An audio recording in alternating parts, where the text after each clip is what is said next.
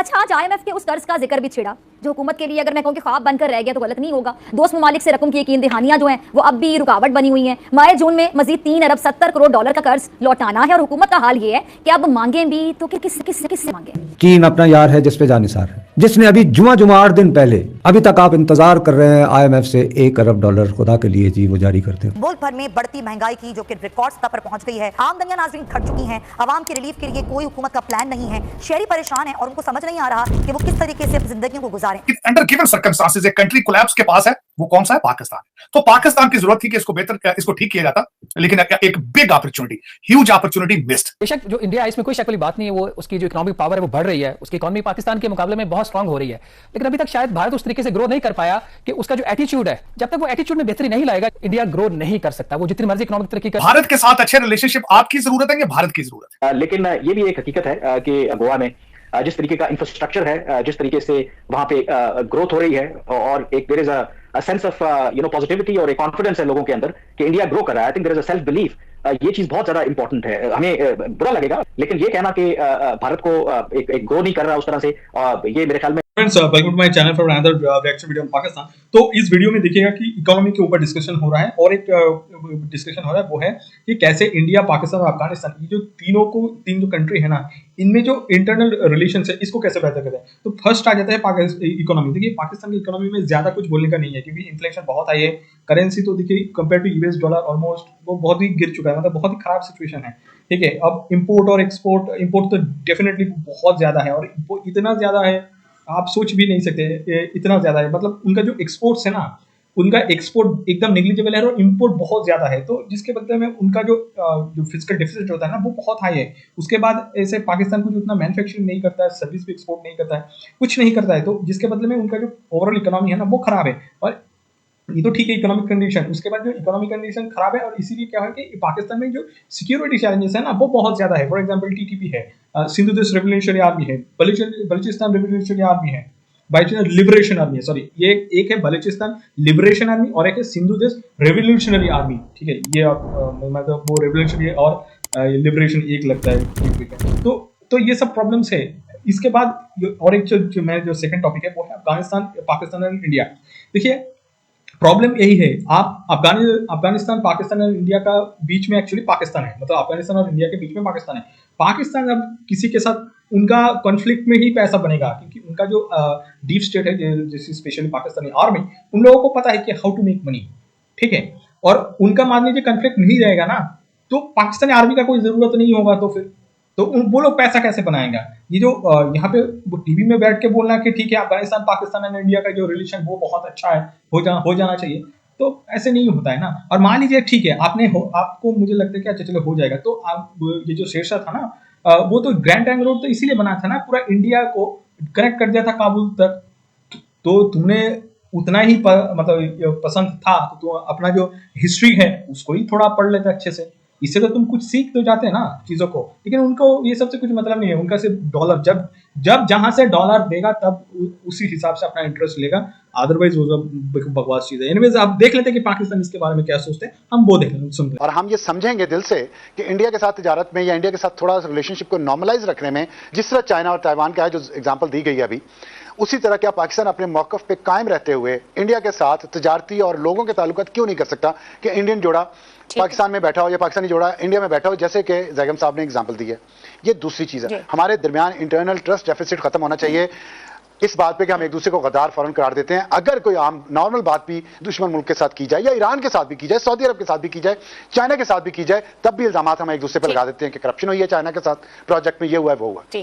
और तीसरी बात जो बहुत अहम है वो ये है कि कश्मीर का कोई भी हल बगैर कश्मीरियों की मर्जी के नहीं होगा, ना होना चाहिए। जो भी ये करेगा वो हम अपने साथ भी, तो हमें भी हमारा असल चैलेंज तो गुर्बत है, लोगों का स्टैंडर्ड ऑफ लिविंग बेहतर करना, उनको एक बेहतर जिंदगी देना। तो वो उसी सूरत में मुमकिन है कि जब हम अपने कॉन्फ्लिक्ट्स को थोड़ी देर के लिए, ये नहीं कि खत्म करें, साइड पे रखें और रीजनल इंटीग्रेशन को बढ़ाएं और उस रीजनल इंटीग्रेशन के जरिए अपने लोगों की जिंदगी को ऊपर लेकर आए।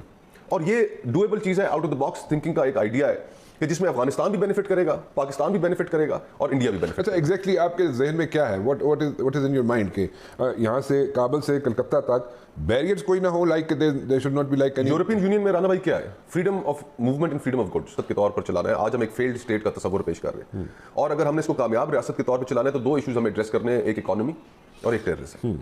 और अनफॉर्चुनेटली इस वक्त इन दोनों बड़े इश्यूज के ऊपर कोई गुफ्तगू नहीं हो रही। एग्जैक्टली दैट्स व्हाट सियासतदान अपनी लड़ाइयों के अंदर उलझे हुए हैं, दस्तों गिरेबां हैं।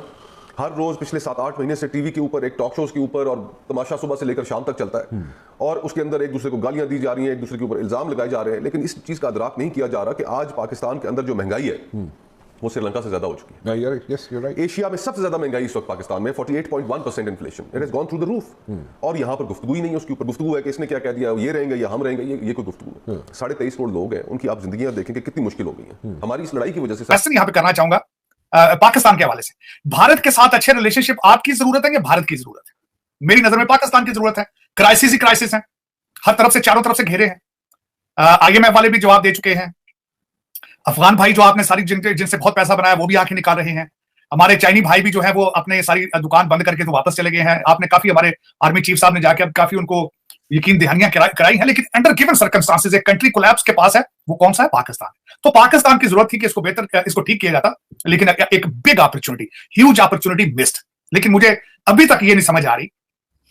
आरजू, मेरा सब्जेक्ट मैटर है सियासत को पढ़ना, पॉलिटिकल साइंस को पढ़ना, और मैंने सारी जिंदगी ये पढ़ा है। 2 दफा लॉ स्कूल में गया हूं, लेकिन पाकिस्तान के बारे में जब चीजें सोचता हूं तो ना प्रेडिक्ट कर सकता हूं कुछ भी। उसकी वजह यह सख्त मायूसी है इस वक्त, और मेरे ख्याल में सिर्फ मैं अकेला मायूस नहीं हूं, 25 करोड़ अवाम मायूस है आज। लोग या तो डिप्रेशन की दवाइयां खा रहे हैं या मुल्क को छोड़ के भाग रहे हैं, और उसमें कोई इस वक्त वो किरण की उम्मीद कहते हैं वो नजर नहीं आ रही। सर, उल्टा लोग ये भी कह रहे हैं कि बिलावल भुट्टो जरदारी की वापसी के बाद जो है, बहुत से लोगों का कहना है, मुझे नहीं पता कहां तक सही है, कि इंडिया के साथ टर्म्स मजीद खराब हो गए। अब बिल्कुल खराब है। जाके वहां पे देखे ना क्या हुआ है, उस पर ब्लेम गेम ही हुई ना, ब्लेम गेम हुई, उधर से भी हुई, इधर से भी हुई। सारे तू मैं वो जो खासकर इंटरव्यू था सर डसाई वो जो है उनके साथ जी, बड़ी उसके अंदर जी, उधर से उन्होंने कहा कि जब भी हमारे वाजपेयी गए हैं तो हमें वहां पठानकोट मिला, जब मोदी साहब गए कारगिल मिला, इन्होंने कहा जी हमें कलपोषण यादव मिला, और हमें उसके बाद समझौता एक्सप्रेस का वो, तो दोनों तरफ से ब्लेम गेम है सारी, और कुछ भी नहीं। यहाँ उतरते गए हैं तो बड़ी हीटेड उन्होंने प्रेस कॉन्फ्रेंस कर दी। वो एक जर्नलिस्ट ने सवाल किया कि नहीं आप जिस मुल्क में गए थे वहां पे आपके तो सर की कीमत है, इस तरह के सवाल के जवाब। और बल्कि लेकिन मेरा जो है आरजू, मैंने आज एक ट्वीट भी किया, देखिए इस ब्लेम गेम इधर से इधर, इससे आप आगे नहीं बढ़ सकते, इससे आप आगे नहीं बढ़ सकते। ये फैसला करना होगा, जो भी पाकिस्तान के फैसले आज कर रहे हैं उसको फैसला करना होगा, आपका फायदा है कि आपका नुकसान है भारत के साथ रिलेशनशिप में, ये सोचना पड़ेगा। और वो आज नहीं तो कल आपको ये करना होगा, फैसला करना होगा कि किसी ना किसी तरीके से आपको टर्म्स पे आना होगा। मेरे ख्याल में इसके बगैर you don't have any choice. आज कर लो या कुछ थोड़े नुकसान के बाद कर। इसमें अफगानिस्तान का भी बेनिफिट है, इसमें पाकिस्तान का भी बेनिफिट है और इसमें इंडिया का भी बेनिफिट है। अगर ये यहाँ पे चाइनीज जो है वो खासे मारे गए, उनकी सिक्योरिटी के इश्यूज थे जो हम मुकम्मल तौर पे हल ना कर सके। दूसरा, हमारे जो पुराने चीफ ऑफ आर्मी स्टाफ थे जनरल बाजवा, उनका बज़ाहिर झुकाव काफी था अमेरिका की तरफ, और उस झुकाव की वजह से चाइनीज जो है वो गालिबन हमेशा खुशबू की नजर से देखना शुरू हुए कि ये क्या करना चाहते हैं।